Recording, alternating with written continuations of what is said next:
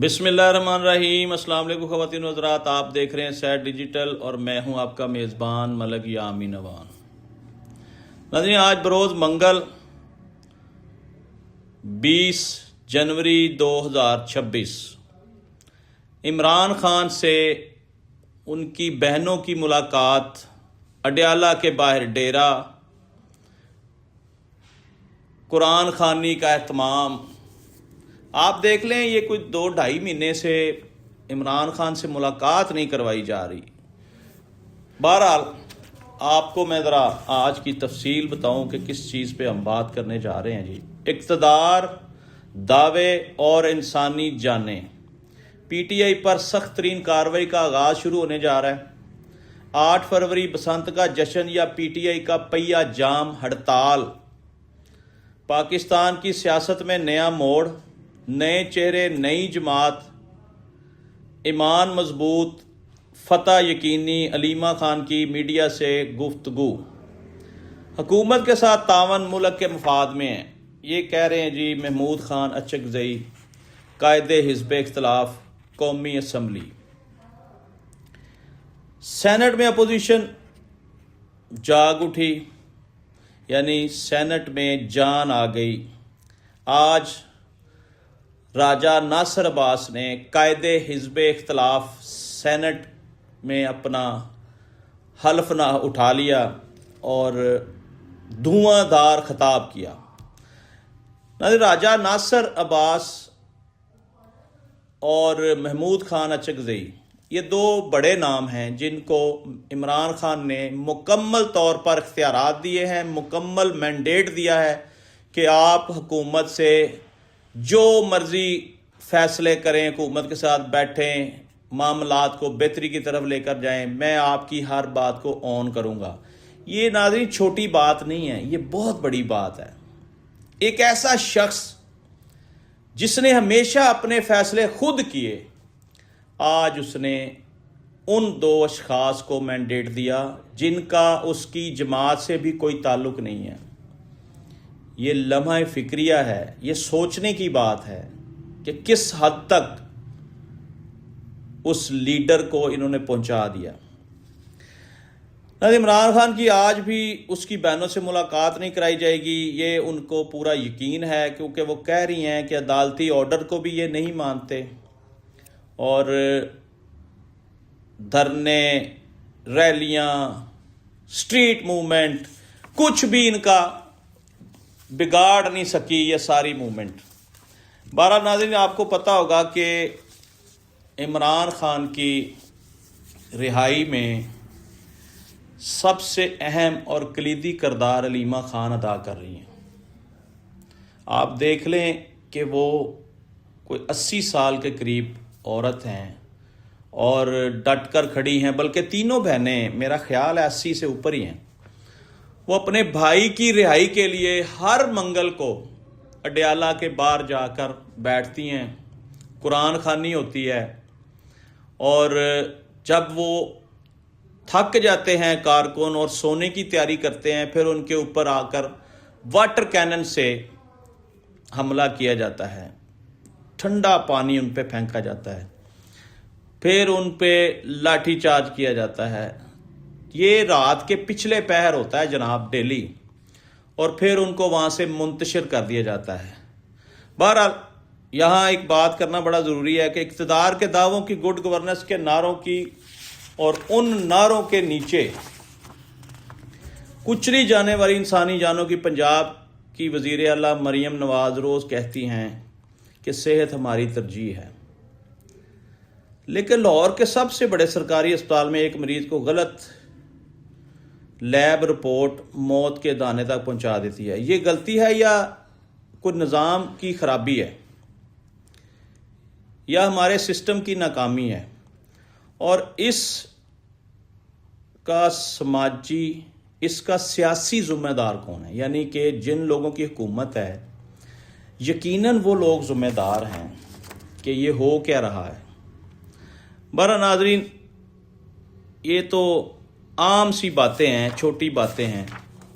यहाँ मैं आपको एक बात बता दूं कि जो मैं देख रहा हूँ, जो मेरा नज़रिया, मेरा विजन, मेरा तज्ज़िया है, कि ये 8 फरवरी प्रेशर बिल्ड कर सकेगा कि नहीं मौजूदा हुकूमत पर, एस्टैब्लिशमेंट पर।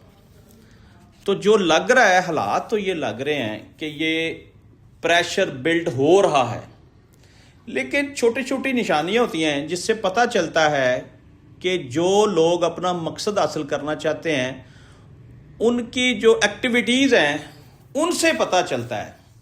तो उनसे ये हिसाब लगाया जा सकता है कि ये तहरीक कामयाब होगी कि नहीं होगी।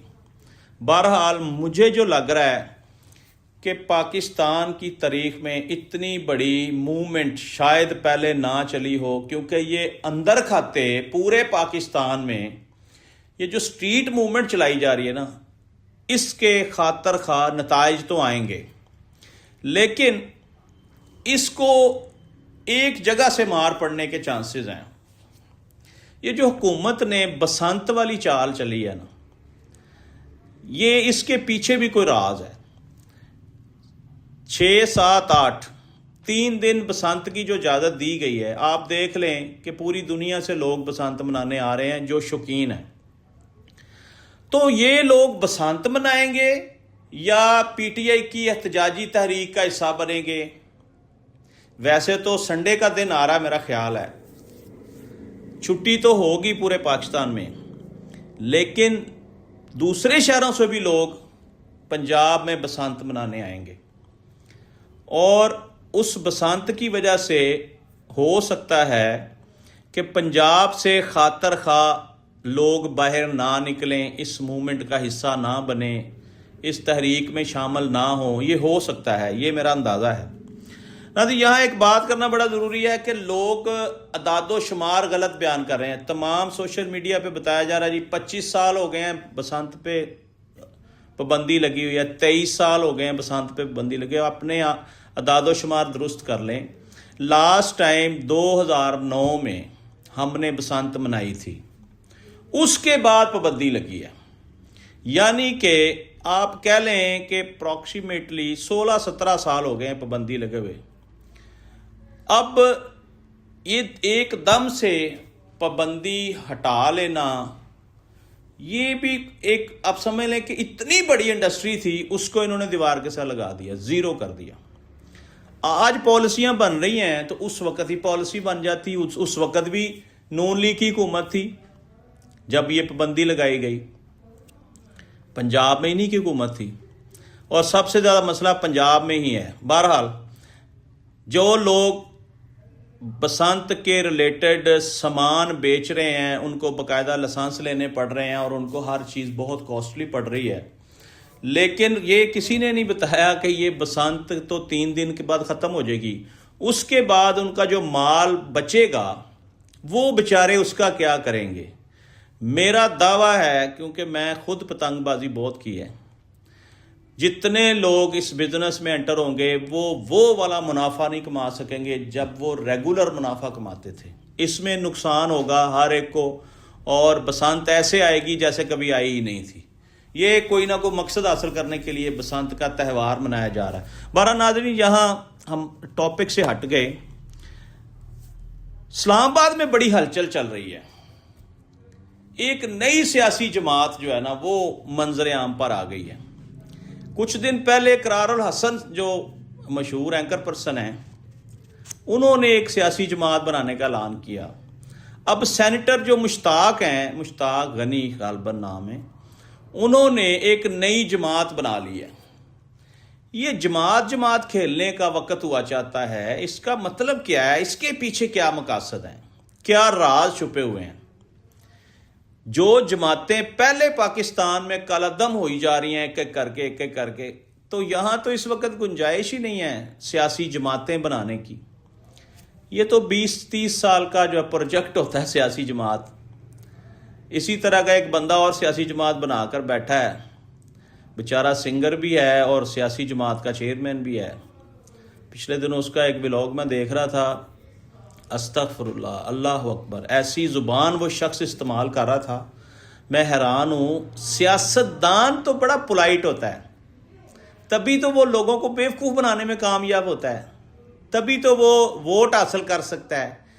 इस बंदे की वीडियो ज़रा आप सोशल मीडिया पे जाकर देखें। मेरी मुराद जवाद अहमद से है, एक अच्छा सिंगर है, मैंने उसको बहुत सुना, लेकिन ये सियासत में आकर तो सियासी रूप भी धारना पड़ता है जवाद साहब।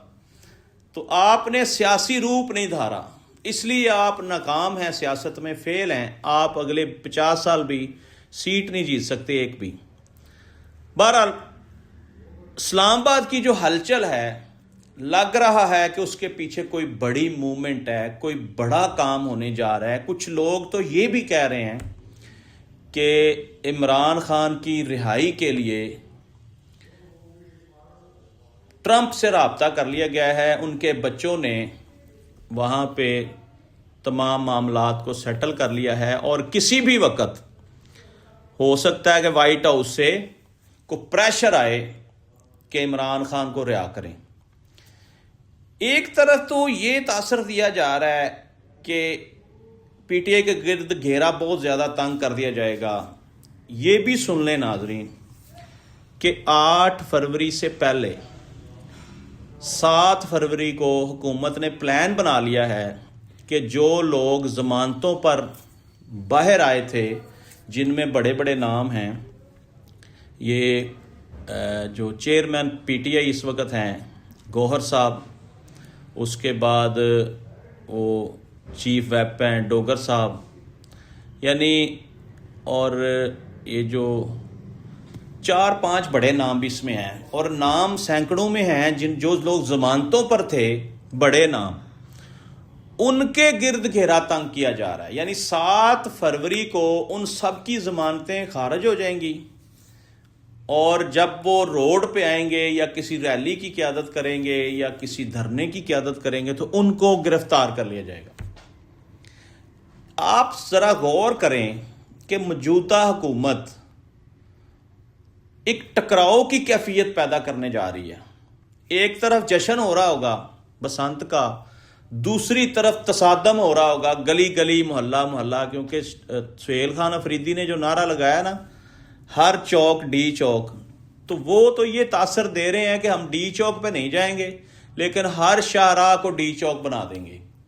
इट्स मीन कि हुकूमत ने भी कमर कस ली है और अपोजिशन तो पहले ही बेचारी कमज़ोर है।